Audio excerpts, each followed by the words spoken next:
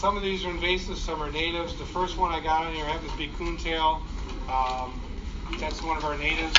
One of the things that most people don't know is it's not even rooted. It just lies on the bottom. Silt tends to cover it up, but it's not a rooted one. It can move around with currents, but it really likes silty bottoms. One of the things I really wanted to point out to people is this is a major player fall or during cold spells. It tends to be a darker plant. So what it does, it holds heat. So a lot of times you can't see it. What it does is it almost grows like a Christmas tree. You'll get a big plant on the bottom, and you'll see little single sprigs running to the surface. So if you see a little piece of coontail sitting at the surface, know that there's a giant mass underneath. A lot of people probably don't want everybody knowing this, but like the north end of Canisius Lake, in amongst milfoil or some of the pondweeds, when you see that, you probably found the concentrations of largemouth bass in the north end. PJ. Now, can you tell me the reason Cayuga last year, why basically the whole north end of Cayuga, the coontail was gone? Good question. Gone. Yep. Not No, and Cayuga Lake's been like not just coontail.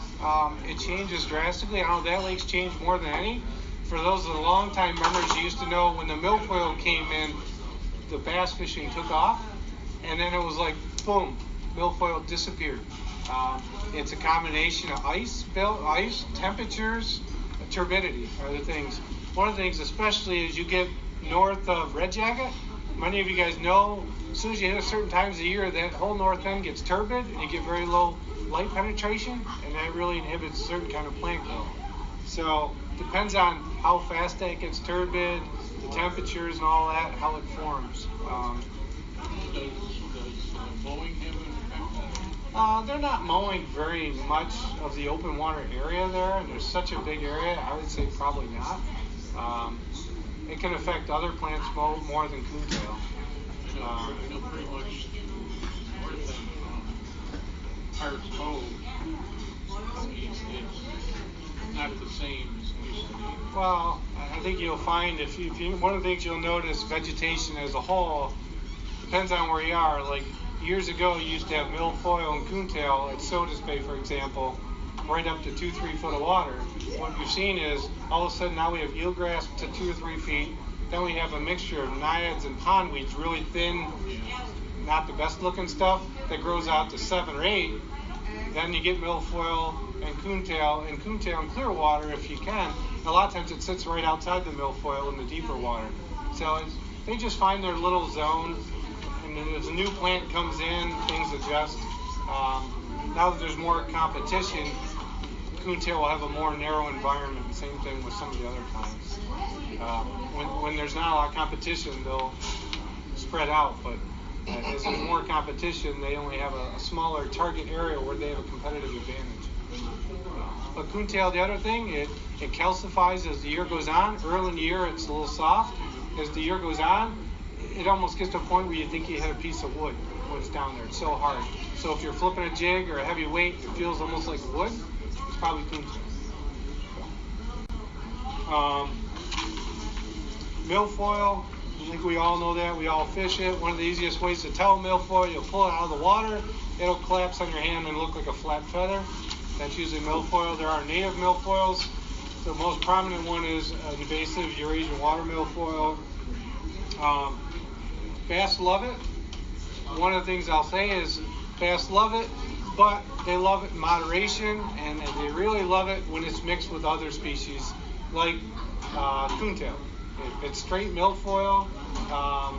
Some of the issues you can have is milfoil, because it gets so dense and forms canopies. Because of that, it limits if you get a whole bay that's a canopy, obviously the fish are going to hang out towards the edges. And why do they do that? One is they're opportunistic feeders. They want to be able to dart in and out of the open water targeting bait. But secondly is because when you have concentrations of plants like that, you got to remember plants don't produce oxygen during low light conditions, so during the nighttime they're sucking in the oxygen, and you're getting a buildup of you end up with low dissolved oxygen levels in the middle of those dense canopies of plants. So fish will tend to be on those edges, especially during low light periods. Or the other thing is, if you get periods of a couple calm days in a row where there's a lot less surface movement, you get a lot less addition of oxygen into the surface water. Those areas become really stagnant and they become low dissolved oxygen areas. So keep in mind, first thing in the morning, those edges, we always target them because we think the fish are more active, but it's not only that, it's also because the center of the areas have very low dissolved oxygen. They do provide some food. Some of the bluegills eat the insects that live in the stems. One other one that I point out, a lot of guys don't fish it routinely, but I wanted to put in here is like water willow, bulrushes. Water willow, for most of you guys fish Oneida Lake, you go around, you see all those patches sticking up. They have a couple different names, alligator weed, there's a few other ones, but the water willow is one. That and bulrushes, there's two bulrushes, one's hard stem. The reason I want to point those out is those areas are shallow, but those plants grow on hard surfaces, rocky, sandy, hard surfaces. More often than not, if you see those bulrushes or water willow growing, those hard surfaces extend well out into the lake. So sometimes the fish are up in those water willows, but more often than not, you can also find the smallmouth straight off those willows and bulrushes. So just be aware of that. They can tell you a lot. As I said, one of the things that you can tell water depths. Often, sometimes you get into really dense vegetation, your electronics don't work. Sometimes you can use the plants to tell you how deep the water is. Or in this case, what the bottom is like. Native pondweeds, I really won't get into it too much other than to say pondweeds are probably the most diverse aquatic plant family. You can have something that, the one on the left is large clasping or Richardsoni, I can't remember which one it is. But you can have a really big wide. You can have the one down on the bottom, which is the really narrow stuff, which you're starting to see a lot on Canisius, Sodas, or the one up on the right, which almost looks like a really narrow little lily. It just shows the diversity. For the most part, what I would say about pondweeds is very seldom by themselves are they great bass habitats. When there's not other plants, they certainly can be. But one of the things I would say, when you get small patches of this inside a big milfoil patch, that's like gold.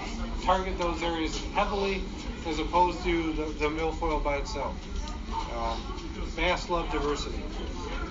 The other thing it does, it tends to make pondweeds a lot of times have more leafy stuff at the surface, so it makes voids underneath. It can be good. The next one I have on here is also a pondweed. This is an invasive one. It's called curly leaf. The reason I kept this one separate, first of all, it looks ribbon-like. That's the easiest way to know. Sometimes it's bright green. Other times it's got a dark maroon color, depending on time of year, water chemistry, sediments. But for the most part, it's not a huge bass weed. But what it can be important is it grows under the ice.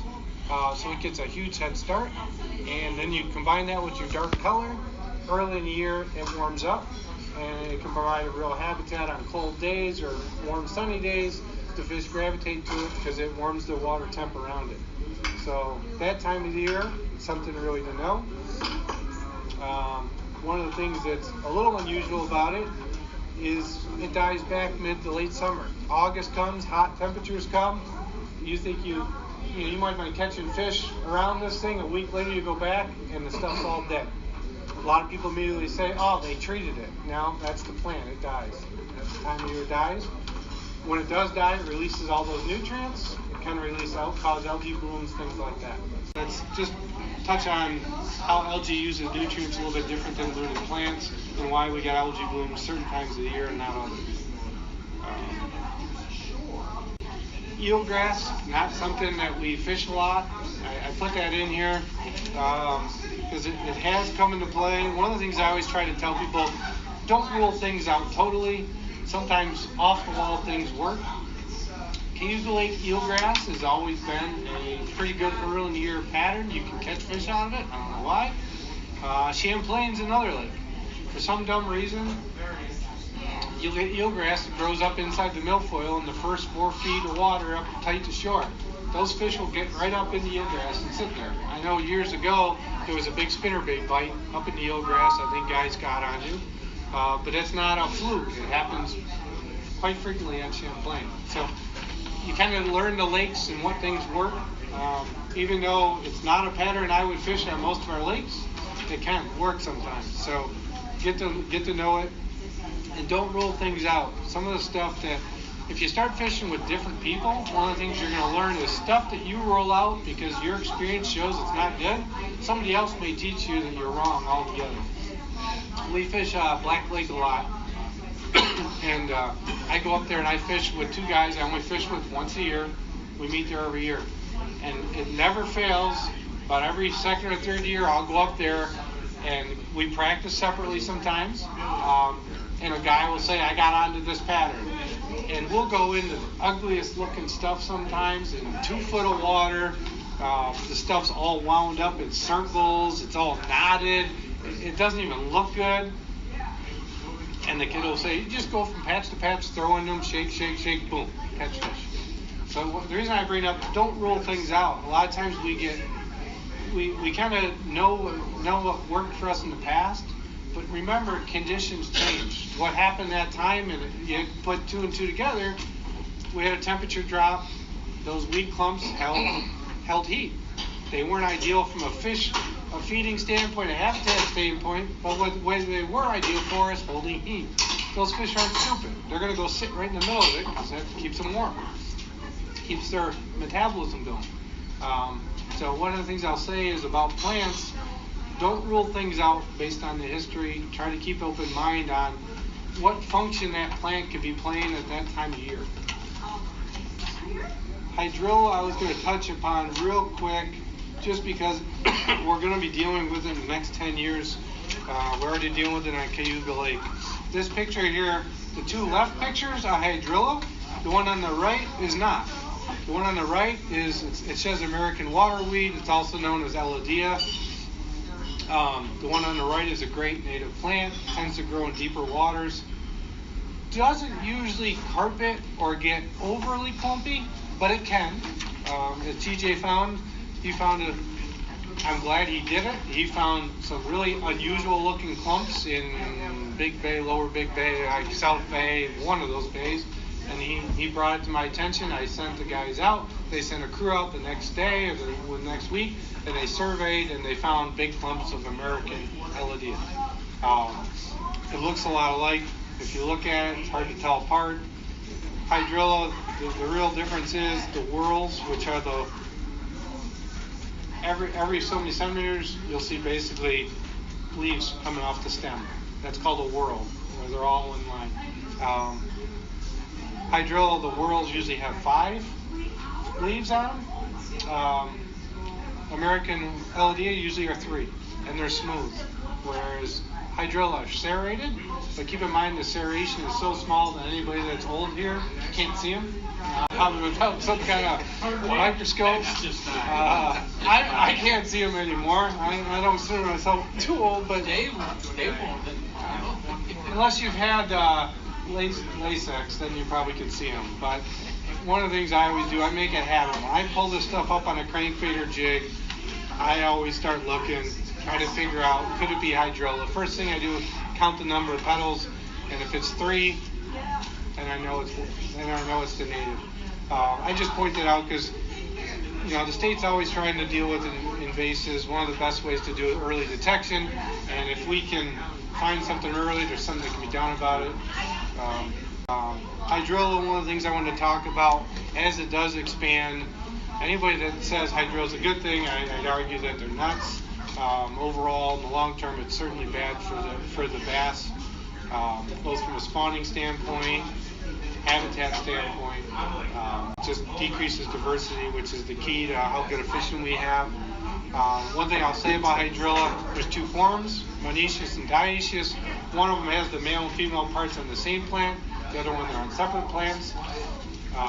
Good news is the northern strain, the difference is the southern strain, from what I've seen, and I used to manage hydrilla in North Carolina, Virginia before moving back, so I dealt with it quite a bit, both strains. The northern variety carpets the bottom. On clear water, it just carpets the bottom. It'll send a sprig up now and then. Unless there's turbidity or competition, it's perfectly content staying as carpet on the bottom for most of the year. When it does get turbidity, it can start growing 6 to 8 inches in one day. It'll shoot right to the surface. Once it starts doing that, it hits the surface, then it canopies out and will cover, and it's a real problem. It's always a problem from a native, and like I said, your organisms live on the bottom, spawning, so it's never a good thing. But if it reaches the surface, that's when you see those mats that you see in the southern tier. Hydrilla, it can go about 17 feet, 20 feet. Depends on the water body. If you can truly isolate the area, with one of the most effective things is if they know it's isolated in a certain area, usually the areas you first find it around boat ramps, things like that. If they find it in that area,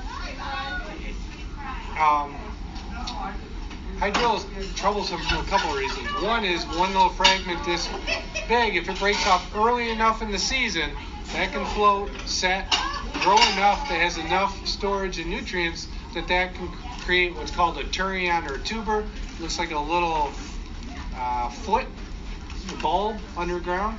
If it can form one of those, then this following year that'll start the plant. It'll just take off and go crazy. If a fragment can be controlled or doesn't set early enough that it can grow enough food storage, it won't set those tubers, and then it'll die off for the winter, and you're okay.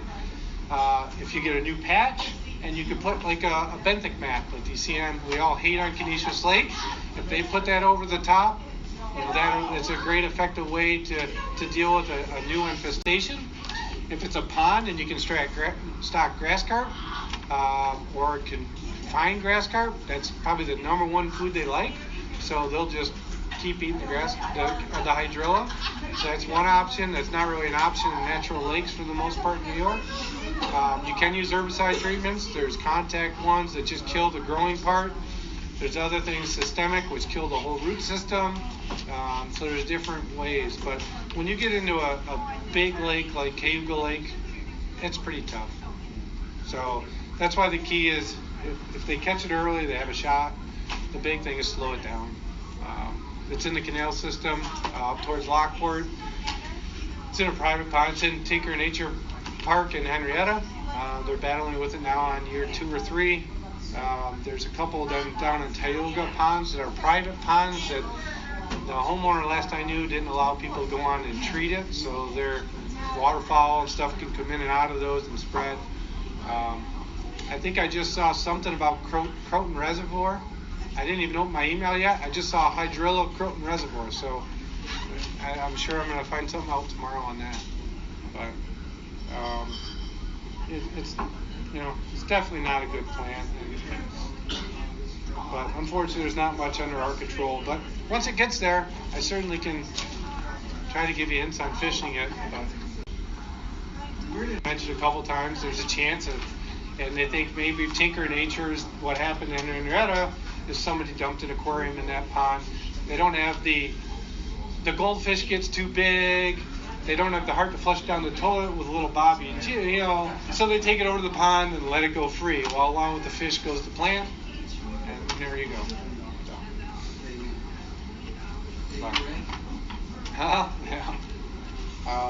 That's really all I got. And like I said, I really would. Someday I'll do. Maybe in the summer months I'll bring in plants. We could do identification if that would be useful to folks. But I just threw it out there. I know I'm talking a long time.